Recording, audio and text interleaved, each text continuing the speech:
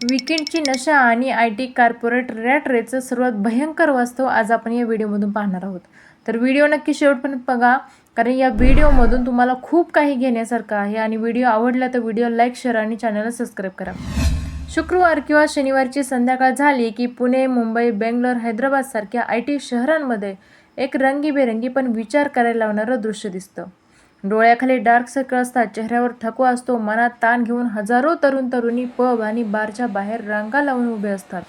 यातील प्रत्येकजण फक्त पार्टी करण्यासाठी आलेला असतोच असं नाही. अनेक जण गेले 5 दिवस ऑफिसमधले ताण, टार्गेट्स, डेडलाईन्स, बॉसचा दबाव आणि सततच्या मानसिक थकव्यापासून काही तास दूर जाण्यासाठी आलेले असतात. बाहेरून पाहणाऱ्या सामान्य माणसाला हा IT वर्ग आणि त्यांचं मोठं पॅकेज खूप आकर्षक वाटतं. पण जर या सिस्टीमकडे मानसशास्त्र किंवा आर्थिक दृष्टिकोनातून पाहिलं तर अनेकदा हे चित्र वेगळंच दिसतं. आधुनिक कॉर्पोरेट व्यवस्थेत माणसाला साखळदंड नाही तर EMI, लाईफस्टाईल आणि वीकेंडच्या तात्पुरत्या आनंदाच्या सवयींनी बांधून ठेवलं जातं. आपल्याला वाटतं की आपला पगार आपल्या मेहनतीनुसार ठरतो.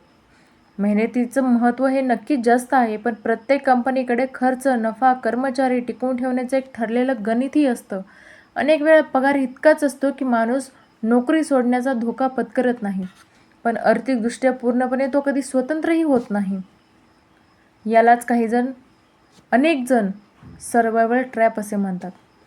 महिन्याच्या पहिल्या तारखेला सॅलरी क्रेडिटेडचा मेसेज येतो आणि काही क्षणासाठी समाधान वाटतं. पण काही दिवसातच होम लोनचा EMI, कार लोन, क्रेडिट कार्डची बिलं, घर खर्च, सबस्क्रिप्शन आणि इतर खर्चांमध्ये बहुतांश पगार हा संपून जातो. महिन्याच्या शेवटी पुन्हा पुढच्या पगाराची वाट पाहण्याशिवाय पर्याय उरत नाही. अशा प्रकारे अनेक लोक नकळत अशा चक्रात अडकतात, जिथे ते सतत काम करत राहतात पण आर्थिक स्वातंत्र्य मात्र दूरच राहतं. सोमवार ते बुधवार सततचा ताण, डेडलाईन, मीटिंग्स, क्लायंटचा दबाव आणि परफॉर्मन्स ओझं या सगळ्यांमुळे मन आणि मेंदू दोन्ही थकतात. या मानसिक तणावामुळे काही तास बाहेर पडण्यासाठी अनेक लोक वीकेंडला पार्टी, दारू किंवा नाईट लाईफचा आधार घेतात. उदाहरणार्थ बघा, एखादा कर्मचारी संपूर्ण आठवडा ताण सहन करतो आणि शुक्रवारी रात्री 8,000 ते 10,000 रुपये एका पार्टीमध्ये खर्च करतो. दुसऱ्या दिवशी काही तास बरं वाटलं, पण सोमवार आला की पुन्हा तोच त्या चक्रामध्ये अडकतो. म्हणजे समस्या संपत नाही, फक्त 2 दिवसासाठी विसरली जाते. ही कायमची सुटका नसून एक तात्पुरती मानसिक पळवाट आहे, म्हणजे सायकोलॉजिकल एस्केप आहे. आज सोशल मीडियाच्या काळात प्रत्येकाला यशस्वी दिसायचं असतं. पगार 15 लाखाचा असला तरी 30 लाखाची कार EMI वर घेतली जाते. खिशात फारशी बचत नसते, पण हातात 1.5 लाखाचा मोबाईल असतो. ही वस्तू चुकीची नाहीत, पण त्या आपल्या आर्थिक क्षमतेच्या पलीकडे गेल्या तर ते स्वातंत्र्य हिरावून घेतात. कारण ज्या व्यक्तीच्या डोक्यावर दर महिन्याला 50,000 ते 60,000 रुपयांचा EMI असतो, त्याच्यासाठी नोकरी गमावणं हा फक्त करिअरचा प्रश्न राहत नाही, तर संपूर्ण आर्थिक संकटाचा विषय बनतो. म्हणून अनेक जण चुकीचे निर्णय सहन करतात, अतिरिक्त काम करतात आणि स्वतःच्या मताविरुद्ध शांत राहतात. अनेक यशस्वी उद्योजक सांगतात, रिकामा वेळ आणि शांत मन हे नवीन संधी निर्माण करण्यासाठी सर्वात मोठं भांडवल आहे. पण कॉर्पोरेट जीवनात सकाळचा प्रवास, 9 ते 10 तासांची नोकरी, संध्याकाळचं ट्रॅफिक आणि त्यानंतरचे ऑफिसचे कॉल, दिवस संपेपर्यंत शरीर आणि मन दोन्ही पूर्णपणे थकलेलं असतं. त्यामुळे नवीन स्किल शिकणं, साईड बिझनेस सुरू करणं किंवा स्वतःच्या स्वप्नावरती काम करणं सतत पुढे ढकलत जातं. शनिवारी थकवा उतरण्यात दिवस जातो आणि रविवारी संध्याकाळपासून मंडे ब्लूज सुरू होतात. कधीकधी एखाद्या व्यक्तीला वाटतं, आता पुरे झालं, राजीनामा द्यायचा.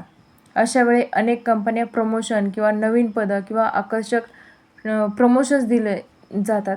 पगारात फारसा फरक नसतो, पण व्हिजिटिंग कार्डवर मॅनेजरऐवजी सिनियर मॅनेजर किंवा व्हाईस प्रेसिडेंट लिहिलं जातं.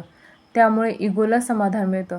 पण जर आर्थिक स्वातंत्र्य मिळालं नसेल तर फक्त प्रमोशन बदलल्याने आयुष्य बदलत नाही. मग आता या रॅट रेसमधून बाहेर कसं पडायचं? सर्वात आधी स्वतःशी प्रामाणिक व्हा. दारू, पार्टी किंवा वेब सिरीजचा काही तास आराम देऊ शकतात, पण त्या आर्थिक आणि मानसिक स्वातंत्र्य देत नाहीत. जर खरोखर तुम्हाला बदल हवा असेल तर शुक्रवारची रात्र आणि वीकेंडचा काही भाग स्वतःच्या भविष्यासाठी वापरा. नवीन स्किल शिका, साईड इन्कम तयार करा, अनावश्यक EMI कमी करा, बचत किंवा जी काही तुमची गुंतवणूक आहे ती वाढवा. स्वतःचा एक्झिट प्लॅन तयार करा. समजा एखाद्याने दर विकेंडला 5,000 रुपये खर्च करण्याऐवजी तेच पैसे स्वतःवर गुंतवले, नवीन स्किल शिकले किंवा छोटासा ऑनलाईन व्यवसाय सुरू केला, तर काही वर्षांनी त्याच्याकडे नोकरी व्यतिरिक्त दुसरा उत्पन्नाचा स्रोत तयार होतो. आणि ज्या दिवशी तुमच्या बँक खात्यात नोकरीशिवाय दुसरा कॅश फ्लो यायला सुरुवात होईल, त्या दिवशी तुम्ही निर्णय भीतीपोटी घेणार नाही, तर स्वातंत्र्याने घ्यायला सुरुवात कराल. कारण खरं स्वातंत्र्य दारूमध्ये नसतं, ते तुमच्या बँक बॅलन्समध्ये, तुमच्या कॅश फ्लोमध्ये आणि तुमच्या आर्थिक निर्णय क्षमतेमध्ये असतं.